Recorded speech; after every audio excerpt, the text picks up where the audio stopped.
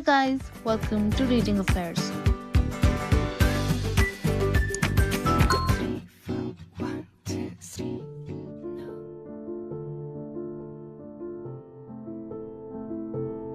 Chapter 9. Elizabeth passed the chief of the night in her sister's room, and in the morning had the pleasure of being able to send a tolerable answer to the inquiries which she very early received from Mr. Bingley by a housemaid, and some time afterwards from the 2 elegant ladies who waited on his sisters. In spite of this amendment, however, she requested to have a note sent to Longbourn, desiring her mother to visit Jane and form her own judgment of her situation. The note was immediately dispatched, and its contents as quickly complied with. Mrs. Bennet, accompanied by her 2 youngest girls, reached Netherfield soon after the family breakfast. Had she found Jane in any apparent danger, Mrs. Bennet would have been very miserable. But being satisfied on seeing her that her illness was not alarming, she had no wish of her recovering immediately, as her restoration to health would probably remove her from Netherfield. She would not listen, therefore, to her daughter's proposal of being carried home. Neither did the apothecary, who arrived about the same time, think it at all advisable. After sitting a little while with Jane, on Miss Bingley's appearance and invitation, the mother and 3 daughters all attended her into the breakfast parlour. Bingley met them with hopes that Mrs. Bennet had not found Miss Bennet worse than she expected. "Indeed I have, sir," was her answer. "She is a great deal too ill to be moved. Mr. Jones says we must not think of moving her. We must trespass a little longer on your kindness." "Removed," cried Bingley. "It must not be thought of. My sister, I am sure, will not hear of her removal." "You may depend upon it, madam," said Miss Bingley with cold civility, "that Miss Bennet will receive every possible attention while she remains with us." Mrs. Bennet was profuse in her acknowledgments. "I am sure," she added, "if it was not for such good friends, I do not know what would become of her, for she is very ill indeed, and suffers a vast deal, though with the greatest patience in the world, which is always the way with her, for she has, without exception, the sweetest temper I have ever met with. I often tell my other girls they are nothing to her. You have a sweet room here, Mr. Bingley, and a charming prospect over the gravel walk. I do not know a place in the country that is equal to Netherfield. You will not think of quitting it in a hurry, I hope, though you have but a short lease." "Whatever I do is done in a hurry," replied he, "and therefore if I should resolve to quit Netherfield, I should probably be off in 5 minutes. At present, however, I consider myself as quite fixed here." "That is exactly what I should have supposed of you," said Elizabeth. "You begin to comprehend me, do you?" cried he, turning towards her. "Oh, yes, I understand you perfectly. I wish I might take this for a compliment, but to be so easily seen through, I am afraid, is pitiful. That is as it happens. It does not follow that a deep, intricate character is more or less estimable than such a one as yours." "Lizzie," cried her mother, "remember where you are, and do not run on in the wild manner that you are suffered to do at home. I did not know before," continued Bingley immediately, "that you were a studier of character. It must be an amusing study." "Yes, but intricate characters are the most amusing. They have at least that advantage." "The country," said Darcy, "can in general supply but a few subjects for such a study. In a country neighbourhood, you move in a very confined and unvarying society." but people themselves alter so much that there is something new to be observed in them forever." "Yes, indeed," cried Mrs. Bennet, offended by his manner of mentioning a country neighbourhood. "I assure you there is quite as much of that going on in the country as in town." Everybody was surprised, and Darcy, after looking at her for a moment, turned silently away. Mrs. Bennet, who fancied she had gained a complete victory over him, continued her triumph. "I cannot see that London has any great advantage over the country, for my part, except the shops and public places. The country is a vast deal pleasanter, is it not, Mr. Bingley?" "When I am in the country," he replied, "I never wish to leave it, and when I am in town it is pretty much the same. They have each their advantages, and I can be equally happy in either." "Aye, that is because you have the right disposition, but that gentleman," looking at Darcy, "seemed to think the country was nothing at all."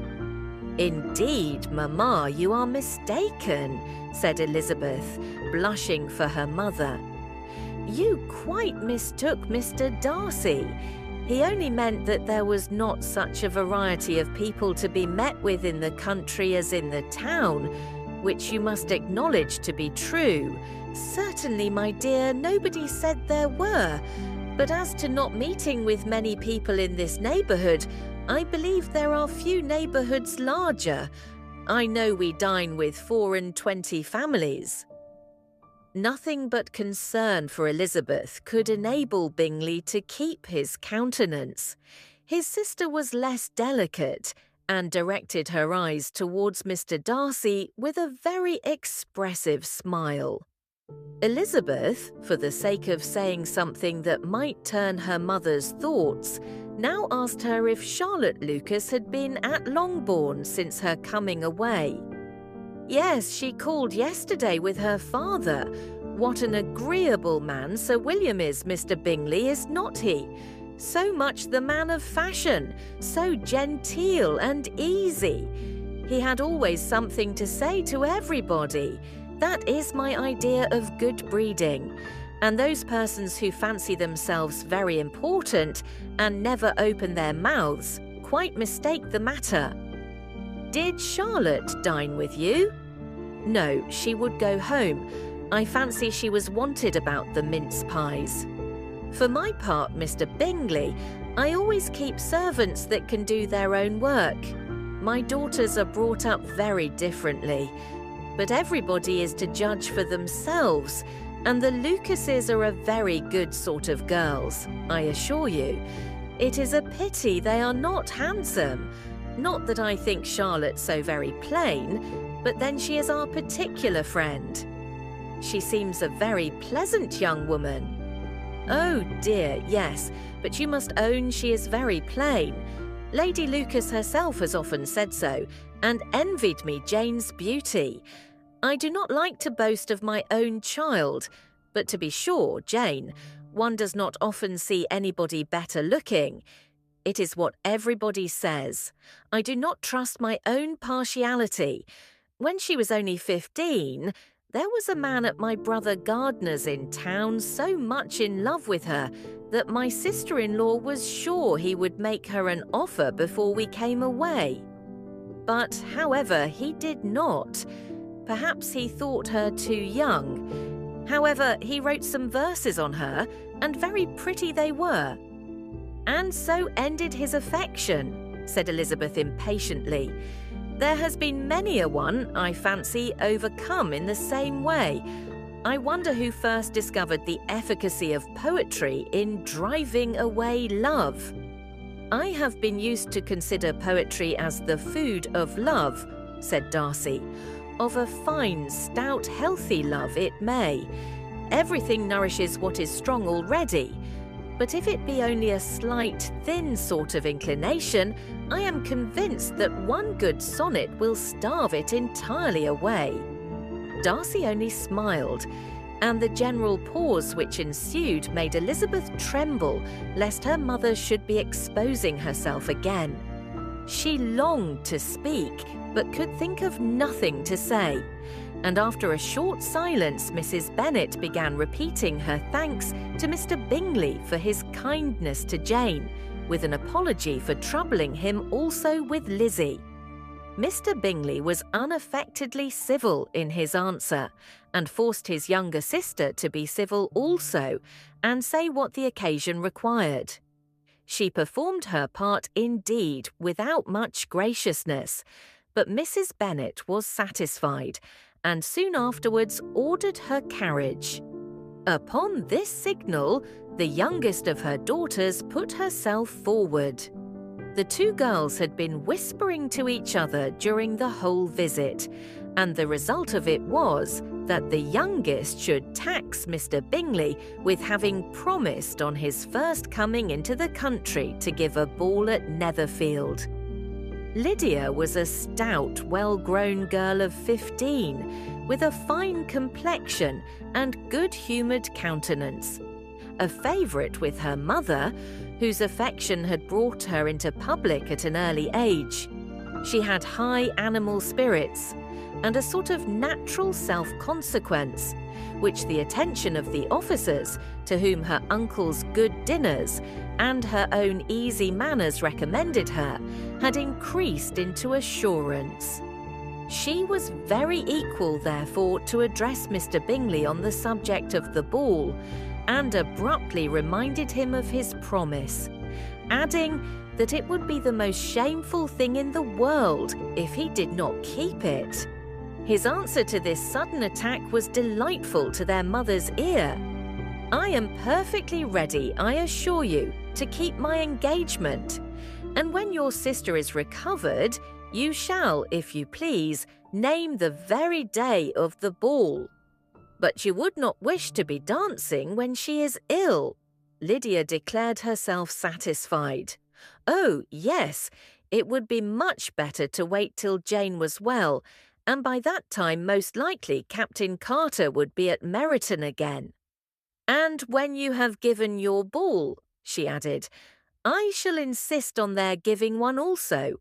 I shall tell Colonel Forster it will be quite a shame if he does not." Mrs. Bennet and her daughters then departed, and Elizabeth returned instantly to Jane, leaving her own and her relations' behaviour to the remarks of the two ladies and Mr. Darcy, the latter of whom, however, could not be prevailed on to join in their censure of her, in spite of all Miss Bingley's witticisms on fine eyes.